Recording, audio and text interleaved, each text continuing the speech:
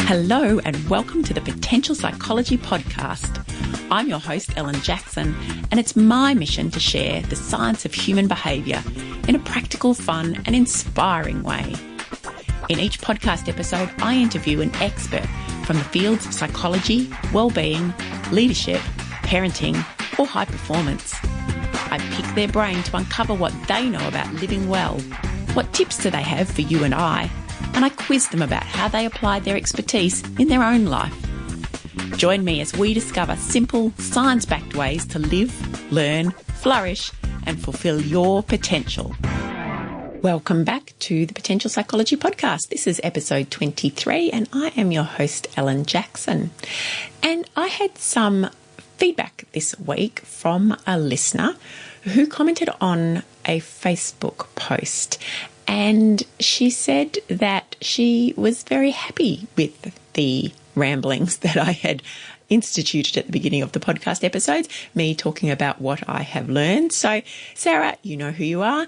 Thank you very much for that feedback. I'm glad you enjoy my little ramblings at the beginning of the episode, and so I'm going to continue them. So this week, I learned a little about showing up. I was listening to the psychology podcast, and the guest was Dr. Ellen, good name, Hendrickson, and she is a clinical psychologist who specialises in social anxiety. And she was talking about how we make friends. And it was really interesting because she said that, often we think, you just meet someone and suddenly they're your friend, or, they're either are your friend or they're not your friend. And she said it actually takes 6 to 8 interactions with someone to form the beginnings of a friendship. So that's several times you have to meet someone before you really kind of get to know them at a level that you can perhaps begin to consider them a friend and them to reciprocate that. And I thought about that in relation to networking, because often we go to networking events, or we sort of expect that we'd go to a networking event if you're running a business or trying to establish yourself in a profession, and you think, I've got to go and I've got to meet this person once and I've got to go, wow, hit them with my pizzazz, show them what I've got and get to know them really well. And of course, it's not going to happen that way, is it? It's only going to happen if you meet that person perhaps over and over, or you have several interactions with somebody before you can establish the kind of connection that might lead to a network. So what I learned from this is that it's important to keep showing up. And I guess that applies probably to most things in life that are worthwhile, that we need to be a little bit patient, that we need to persevere, and that we may need to keep trying again and again in order to cultivate whatever it is we're really looking to achieve. So that's what I learned this week. I hope that's a helpful tip for you too. But now, before I introduce this week's guests, there are 2 of them, I do have to apologise again for the audio quality at my end of this interview. Although if you listened to last week's interview with Dee Anderson, you would have heard me apologise for not checking my microphone settings before I recorded the interview. And unfortunately, I also recorded this upcoming interview before I realised the error that I'd made. So my guests sound great. It's just I sound a little like I'm underwater this time. It will be better next time, I promise. My guests today are co-authors of a new book, The Rubber Brain, a toolkit for optimising your study, work and life. Jacquelyn Cranney is an education-focused Associate Professor of Psychology at the University of New South Wales. She's passionate about leading education innovation, which is everything from national policy development and implementation through to course coordination, lecturing and tutoring. She researches in educational innovation and on student success, learning and wellbeing, and she's very keen to spread the word about how to be a happier human, particularly when studying. My second guest, Sue Morris, is a lecturer in psychology at the University of New South Wales, also with a focus on student wellbeing and flourishing. She's been a director on the board of a kindergarten to year 12 school for 10 years, so she's well versed in the whole student life cycle. And she's currently parenting her second consecutive year 12 student. So the idea of enhancing student resilience is also very personal. Welcome to both of you. Thank you. Now, there's plenty of kind of how to study books on the market, but this is not a how to study book at all, is it? It sort of covers that as a topic, but it's so much more than that. What makes this book different? Jackie speaking here. I guess there's a few things. First of all, the book is evidence-based, and so it talks about strategies that have been shown through research to be effective for most people most of the time. And secondly, it acknowledged that even though you may know the right study strategies to implement, there may well be emotional or motivational factors that are presenting barriers for you. And my favourite is procrastination. I'm engaged in that a lot. It's a big issue, not just for students, I know personally. But that's sort of the point, isn't it, of it, isn't it? That, when I was looking at it, I thought, what this book offers that I think a lot of, there's lots of how to study type manuals out there, and as students, there's always resources that are available to teach you how to study, but it's not knowing how to do these things that stops us from doing them effectively, is it? It's more of those emotional and motivational, those kind of under the surface type issues that cause us to stumble. Yes, very much so. And we do cover some of those factors and evidence-based tools to try to make some inroads into why we're procrastinating, or why we're being perfectionistic, or why we might engage in some not so optimal thinking, like if I don't get this perfect, I may as well not hand it in, or those sorts of thoughts that get between, the situation and a more optimal response and outcome. And I think the other difference is we've realised that to be a successful student is so much more than study strategies. And I think that's the approach we take in this book, is that it's everything from having a positive outlook, how you deal with stress, how you set goals. So, it's about being the best version of yourself, including study strategies, but certainly not limited to it. So that very primary core piece of positive psychology, this notion that we need the tools and the resources and perhaps some guidance sometimes to be that best version of ourselves. Absolutely. Okay, so perhaps talk us through, you mentioned suboptimal thinking, which I thought was a wonderful way of phrasing that tendency that we all have to sometimes get a bit muddled up in our thoughts and our thinking, and how that can hamper us. Can you talk me through some of the content of the book, perhaps because it kind of progresses from understanding a little more about who we are through to some more specific tips around motivation and procrastination, doesn't it? Sure. Well, we start with the premise that basically between a situation and your response, when a situation happens, your response doesn't just automatically emerge from that situation. It's very much mediated by, what we call the M in our model, the mind, that, beliefs and thoughts and mindsets that determine whether your response will be an optimal response or a suboptimal response. So we apply that model to a range of different areas. We start with the idea that the mind is in fact imperfect.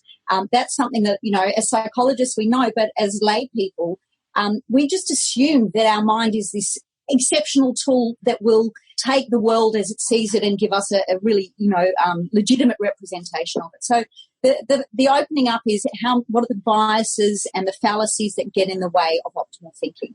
We then talk about, self-knowledge, and again, how that's fallible, so how we can optimize knowing self, which is a really important segue into a whole lot of other things like setting meaningful goals and so on. We deal with some specific things like, as you say, positive psychology, how to optimize your outlook, stress, which is a big one for not just students but everybody. Motivation, we spend a lot of time on motivation and how to optimize motivation. And then we look at other things like relationships, which are also critical to wellbeing, and even moral reasoning, which is something that it's something that people might come to later, but it certainly is an important part of being your optimal self. Yeah, that's it, the outline, and it's really digging in a little deeper into all of these topics and using that evidence-based experience, Jackie, as you mentioned.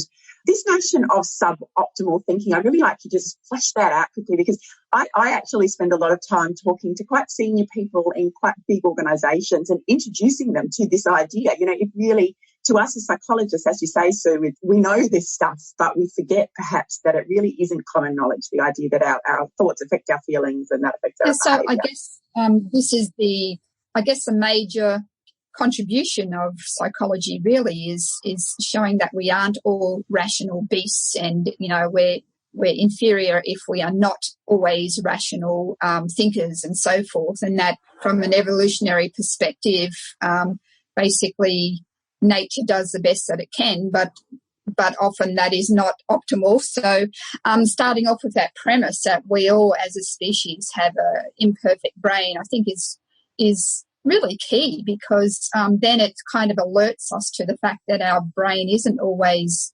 humming along in an optimal way, and that it's worth just pausing sometimes and thinking, well, was that the best way to respond in that situation? And sometimes it is, which is great. But other times, it was okay, but it could be improved. And unfortunately, other times it's actually quite suboptimal in the sense that we have interpreted a situation incorrectly or in a particular way, which leads to less optimal responding and thus less optimal outcomes. And so our protagonists, Liam and Beck, so in the first chapter we introduce those characters, and Liam is interpreting the lack of a text back from Beck that he has totally failed in his first date behaviour, whereas of course there's many different alternative explanations to that. It is really very much a scientific way of thinking about it in terms of alternative explanations of a particular situation.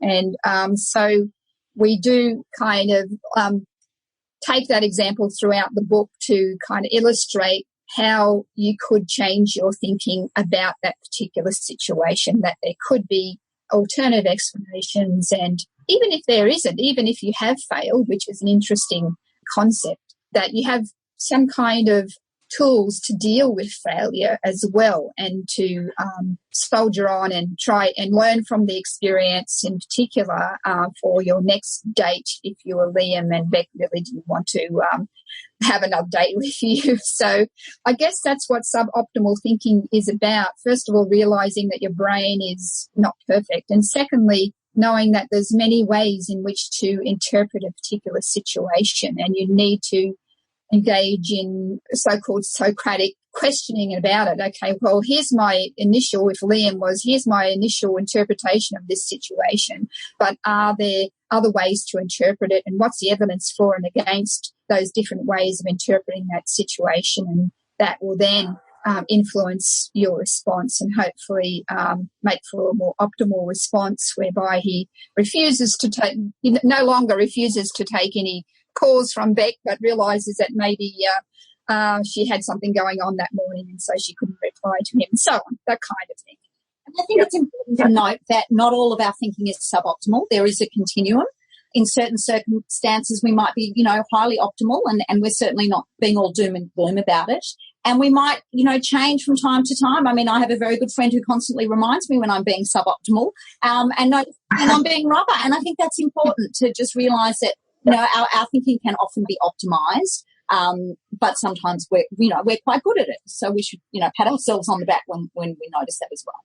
Yeah, perfect. And so the title, The Rubber Brain, is all around this notion that our brain can be flexible, that it can change and we can change, that we can choose our thinking to some extent through that process of just questioning, first noticing, is my interpretation of this situation or are my worries in this regard accurate, sensible, helpful, which is the term I often use, is this helping me?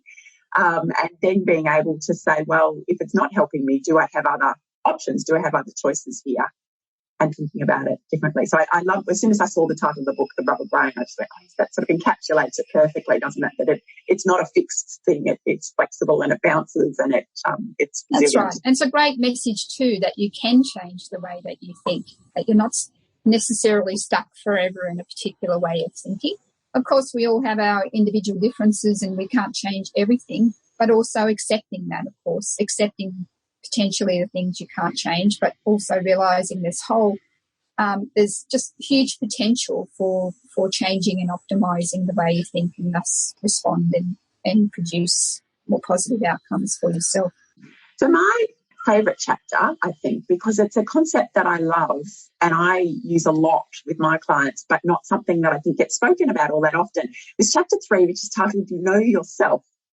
And so this notion of understanding a little more about who you are, where your strengths are, what your values are, and how this might contribute to the way we interpret situations and then get on with our various tasks. Can you tell me a bit more about that particular Yes, sure. As As Sue said, sometimes knowing yourself is a bit challenging because sometimes we don't want to dig into why we particularly thought something or did something in the past, because that might reflect negatively on the way we think. And it does take work, of course. It's been proposed that self-knowledge is the highest form of, or the most difficult form of metacognition, of knowing things or knowing what you know. And so it does take some work and some effort, but obviously the rewards can be great. And so, you know, sometimes in our life we might just be going through the motions. We might find ourselves just going through the motions and doing what's expected of us, like Chris in chapter 3. And even myself at one stage in my life, I seem to sort of had lost my personal identity or my vigor or whatever about, you know, and passion, because I was constantly balancing work and family demands and so forth. And so I guess chapter 3 is a kind of pit stop for you to think about yourself and have permission to do that in some ways, and kind of work out in particular where your values are, because values, I think, drives pretty much everything we do. It should shape what goals we have in life and so forth, but also knowing relatively static aspects such as personality traits and so forth helps you understand yourself as well as the people around you. And so there's a lot of great tools, I think, I'm not biased at all, in chapter 3 to help you learn a little bit more about yourself for a change. Yeah. And from a student perspective, I think life is very complex in terms of what they want to be when they grow up. I think certainly when I was younger, you went to university to become a noun, and there were a finite number of nouns you could be, a doctor or a lawyer or a psychologist. And the world is a very complex place, and to even know where to begin to navigate that requires self-knowledge, requires, particularly as Jackie mentioned, a knowledge of your values. What's important to you? Right? What's going to align with those values in terms of what you're going to get out of it to do every day? So, you know, for students who are both at HSC level working out what they want to study and even at university, it's an important lens through which they need to look in order to actually make life choices that are very complicated for them. Yes, there are so many options. And I know, again, just, you know, even talking to leaders in organisations about values and how we can harness them for our motivation and how they help us to guide, you know, understand our behaviour and career progression and all of those sorts of things. And we just don't get many opportunities, or I don't think we're ever encouraged or perhaps taught to think about these sorts of things, do we? That's right. It's not enough. Yes, it's not enough training, even as a child, I think, and especially as you're going into high school and having to decide on subject areas that might influence future career, well, university choices and career choices. I think that the more we do that, and obviously in the organisational domain, you know, career flexibility and change, as you just mentioned, it's really important for that as well. I sat on a little panel for a local, I'm here in Ballarat in regional Victoria, and they put on a wonderful careers fair for all the high school kids. And I sat there as one of the psychologists with a couple of my colleagues to answer questions. A long queue of people, lots of people want to be psychologists. They want to be forensic psychologists. I think they want to do like criminal profiling and stuff like that. You might come across that as well.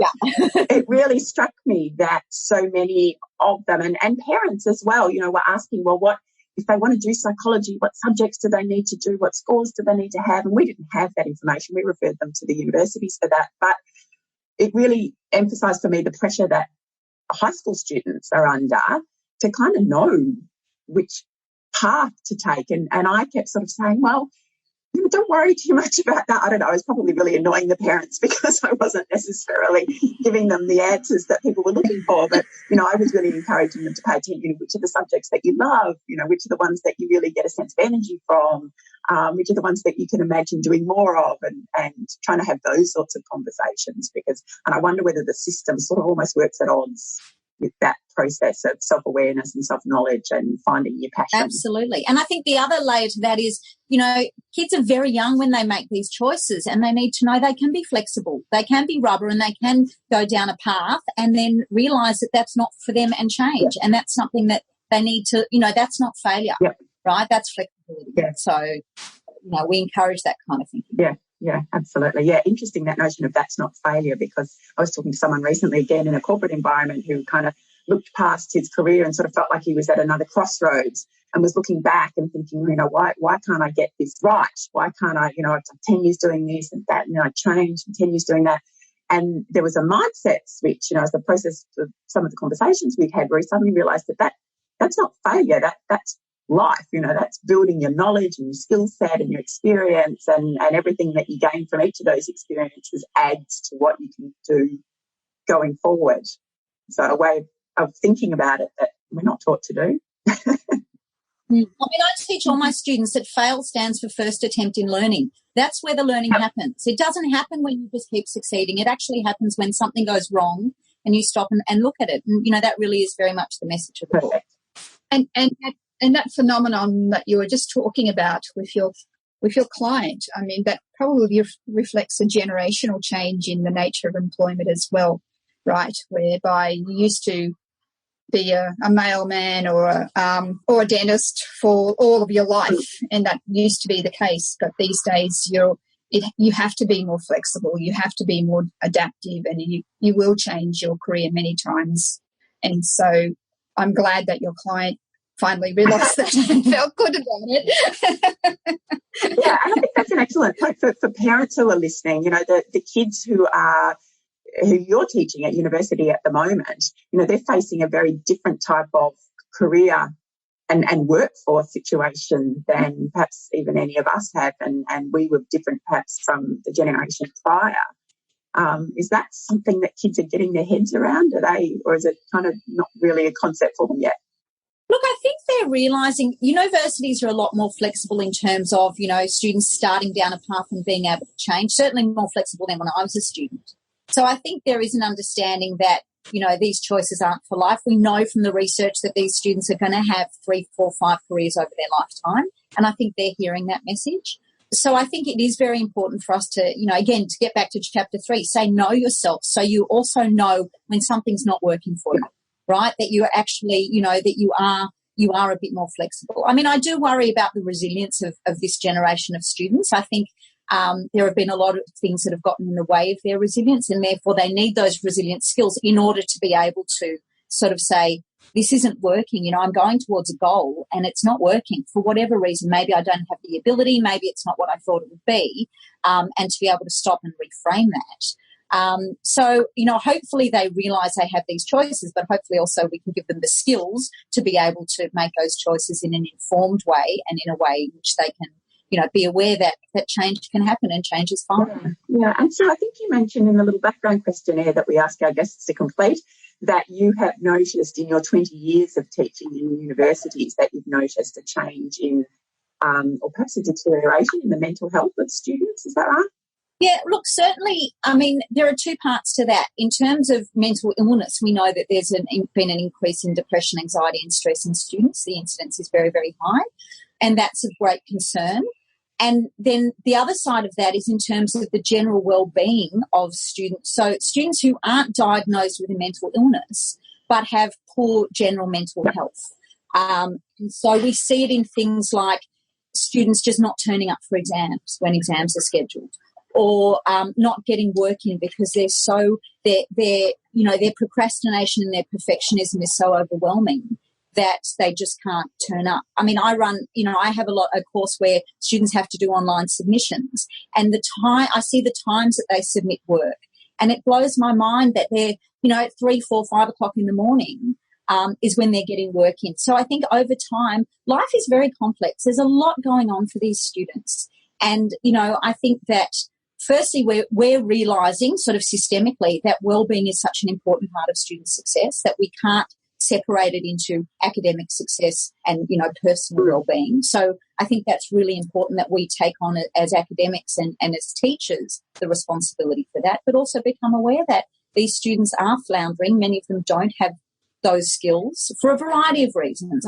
Jackie and I were just talking about things like there's been a lot of white horsing in their life where their parents have ridden in on a white horse to save them when things have gone wrong. So they haven't, this is a generation where they all got ribbons for participating in a race, rather than knowing that, in life someone's going to win and someone's actually going to come last, and that's okay. So I think there are a lot of cultural things that have led to that, but there's also, this understanding of, the more holistic student that we need to look at their thriving in order to make sure they succeed in university. Yeah, moving them from that languishing state through to the flourishing state at the other end of this mental health spectrum. And a lot of this, and this is what I loved about the book, is that a lot of this is just about what we would call psychoeducation. You're just educating people about how the brain works, how our thinking may help us or not help us. So lots of fascinating stuff. That's kind of at the front end of the book. Moving along, getting into the nitty of things like motivation. What's one thing, or maybe a couple of things, that we should all know about motivation? Okay, well, first of all, it's a very complex concept, and there are many myths about motivation. And one of those myths is that we have to feel motivated before we actually do anything. Okay, and in the book we give some tools about some behavioural experiments about how to deal with that particular situation. So you might not feel really energised to take on a task that that you need to do, such as writing an assignment or doing the tax return or something like that. So there is that myth in particular, and I think that's exacerbated by perhaps the nature of our society, which is highly individualistic, and we tend to kind of be individualistic and materialistic, and that might be to the detriment of our well-being. And just as importantly, as we said before, it's very important for us to be in touch with our fundamental values. So you might have a value such as family is important, and so when you're invited to come along to your aunt's birthday party, you may not feel like going to that birthday party, but while you're at that birthday party, of course, there'll be many members of your extended family, and so that allows you to keep in touch with your extended family. So again, you mightn't feel like, motivated to go at that time, but realizing that our family is important, that's important value for you, you will see the long-term benefits of that. And of course, from a motivational perspective, we love self-determination theory and acknowledging those basic fundamental needs of relatedness, for example, and the fact that we do need to feel part of a group, and whether that group is your extended family or your gym junkie friends or whoever, we need that stimulation, that kind of feeling valued by other people and caring for other people as well, and the psychological benefits of that.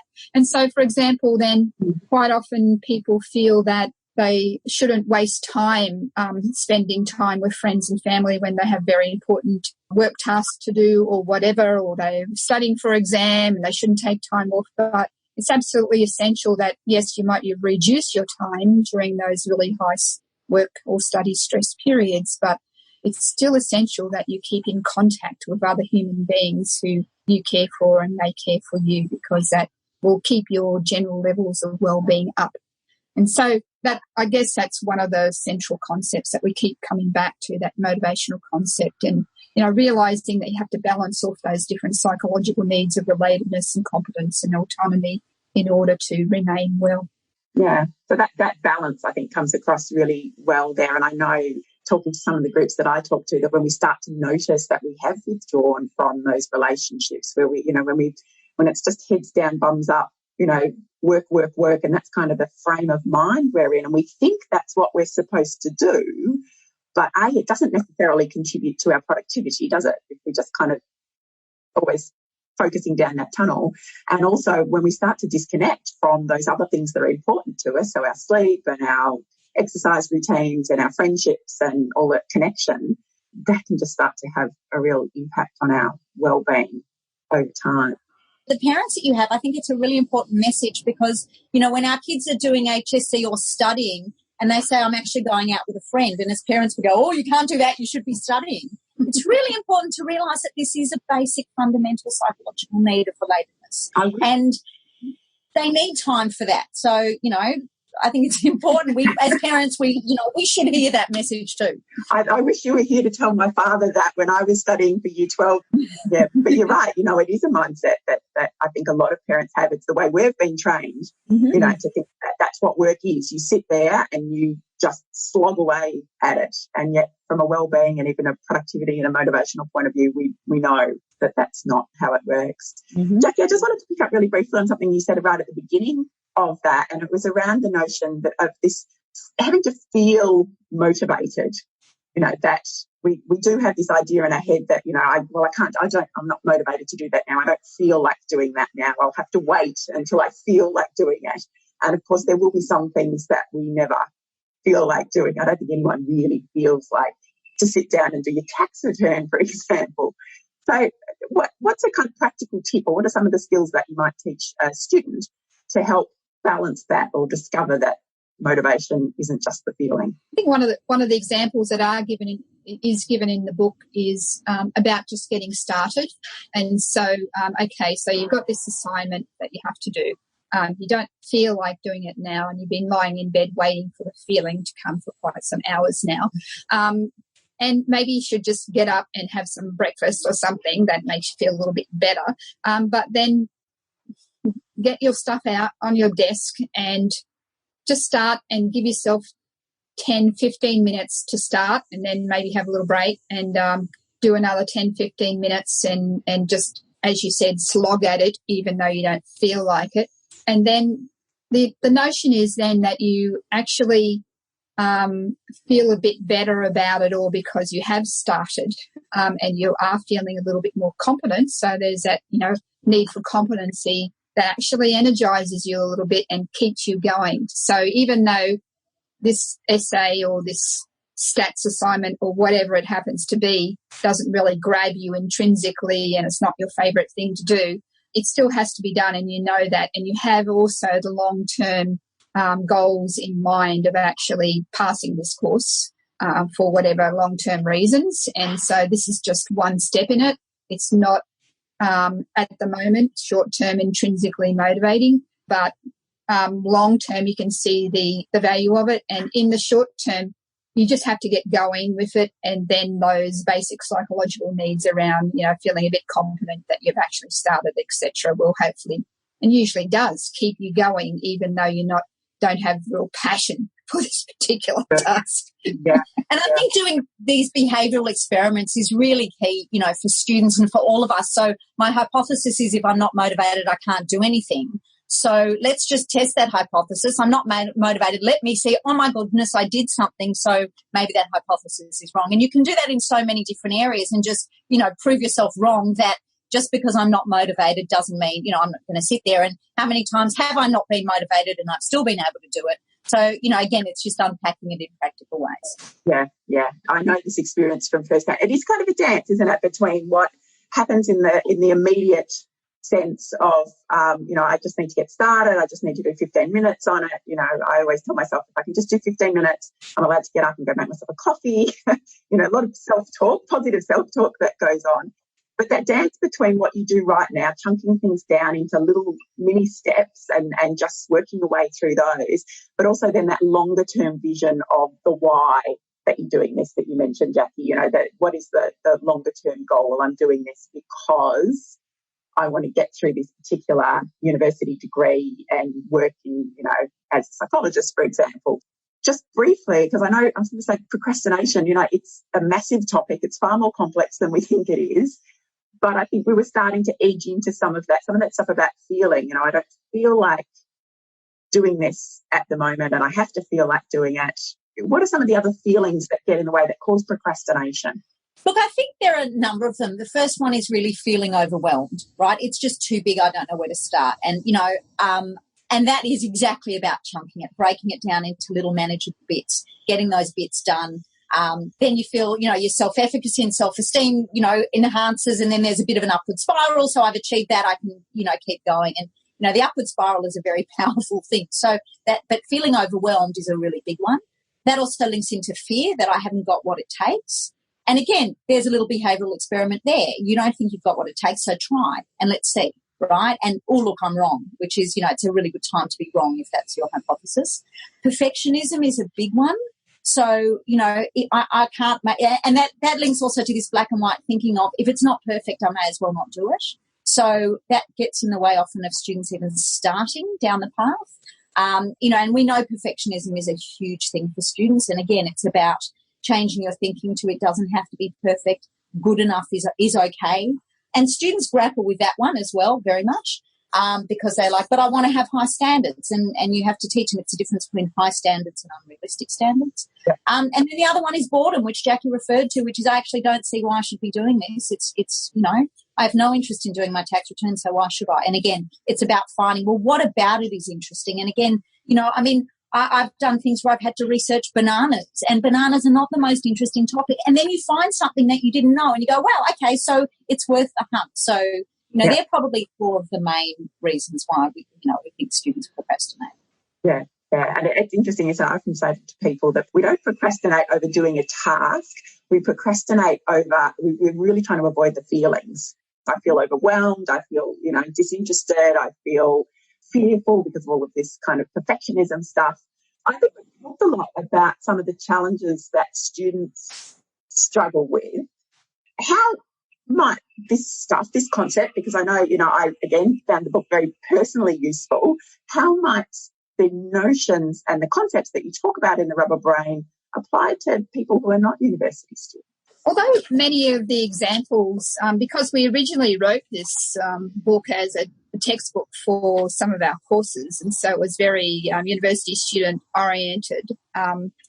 But so many of the examples that we have there, not all of them, of course, but many of the examples are kind of oriented toward university students and high school students. But many of them are not. So things like goal setting and values and relationship strategies, I'd say that 80 to 90% would be very general tools that anyone could utilise. And there's just a flavour every so often with for example, the study strategies that obviously only for people who are studying, whether they're high school students or university students, or you're doing some course as part of your work requirements. But a lot of it is very generally oriented. And yes, we have Stephen, our publisher, to thank for that he convinced us to broaden it out to a wider audience. And it was fun doing that. It was fun kind of rewriting for, for anyone, really. And it was really just a slight bias with some of the examples that make it particularly relevant to students. Yeah. But I think, it's true. All of us, I don't want to say suffer with, but are prone to suboptimal thinking in different times. And all of us can benefit procrastination, time management. They're things that we all grapple with. Yeah. I think that for parents, it's particularly useful to find ways to engage. I mean, as I say, I'm on my second HSC student and I've written the book, and it's still very, very challenging to find ways to engage and support students going through what really is an awful, awful time in their lives. But, to be proactive around it. So as parents, really, if we know ahead of time what's coming down the path and these little strategies, and there are lots of really small things that are low-hanging fruit for all of us. So this isn't a book that you have to read from cover to cover and completely change yourself.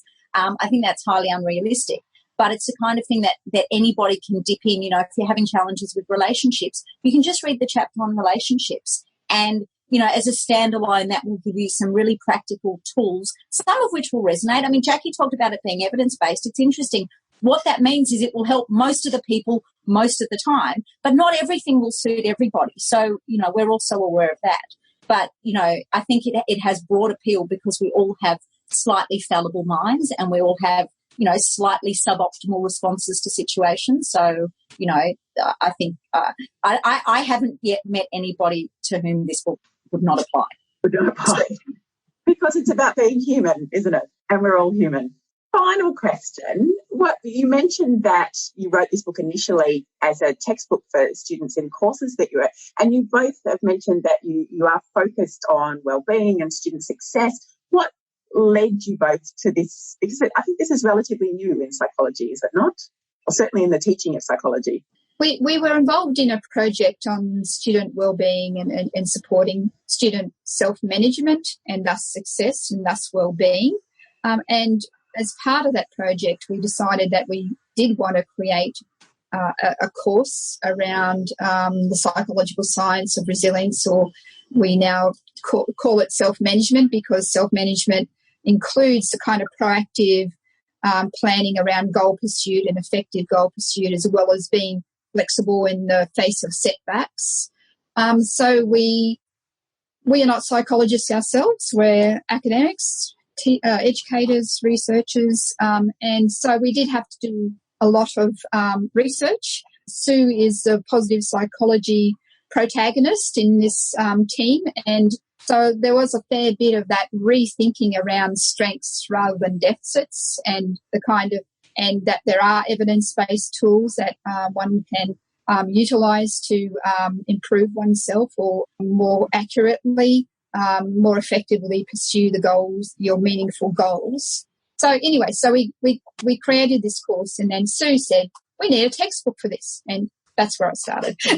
But I think, from my view, one fundamental shift is, we're teachers of people, not teachers of a subject. And, this is a message that I wish all teachers, I see a lot of high school teachers who are outstanding English or maths teachers, but it's about reframing ourselves as teachers of people and having a responsibility to them. And because we come from the area of psychology, we like to call ourselves psychologically literate. That is, our job is to take all of the wealth of information that we have in psychology and give it away to our students, give it away, and hopefully create a ripple effect. I mean, I always ask my students, how many of you have told one other person about one thing you've learned in the course? And every hand goes up, because this is interesting stuff and it helps, right? And they realise it helps. So by seeing our job as being really there to help our students become the best version of themselves, this book was kind of a natural progression, because I can only teach 25 students at a time, and whereas this means we can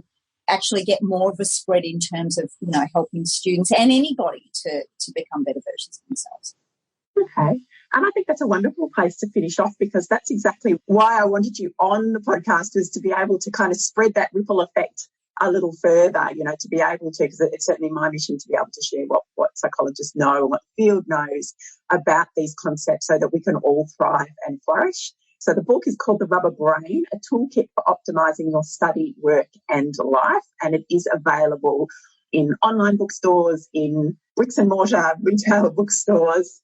It's published by Australian Academic Press, and I will put links to that in the show notes, as well as to some of the other resources and topics that we've mentioned today. So a bit of self-determination theory.